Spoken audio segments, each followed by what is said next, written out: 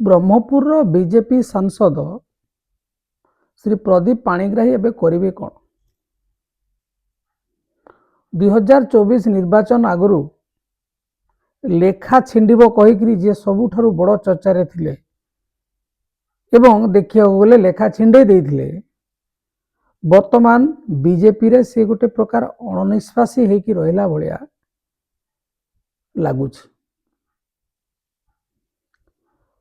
प्रदीप पाणिग्राही टाणुआ नेता बीजेडी पांडियान पूरा दल तांको पछरे पड़ी जाइथिला किंतु से हार मानि नथिले एकाकी लड़ाई करथुले एवं वर्तमान से जो थर एमएलए थिले गोपालपुर रे वर्तमान बीजेडी दल रे संकट देखा देछि कारण तांकर विधायक विक्रम पंडा एबे जेल रे अछंती ता सत्वे मध्य काहे कि बीजेपी रे सक्रिय भाव रे देखा जाउ नाहंती प्रदीप पाणिग्राही कहा जाउछि जे प्रदीप पाणिग्राही एवं वर्तमान खनि मंत्री विभूति जेना दी जनकर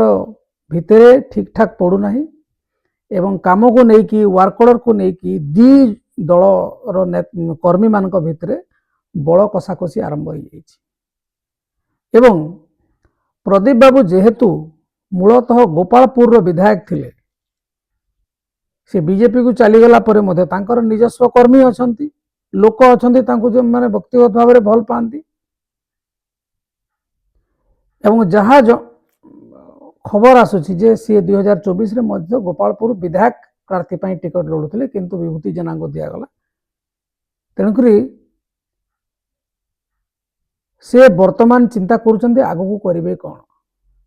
बीजेडी को आसी परिबे नाही पांडियान अछंती बहे गाली करचंती पांडियान एवं नवीन को कांग्रेस को जिबार चांस नहीं कारण कांग्रेस रो स्थिति भलो नहीं एवं बीजेपी सरकार रे अछि थाई थाई कहीं कि सरकार शत्रु हेबे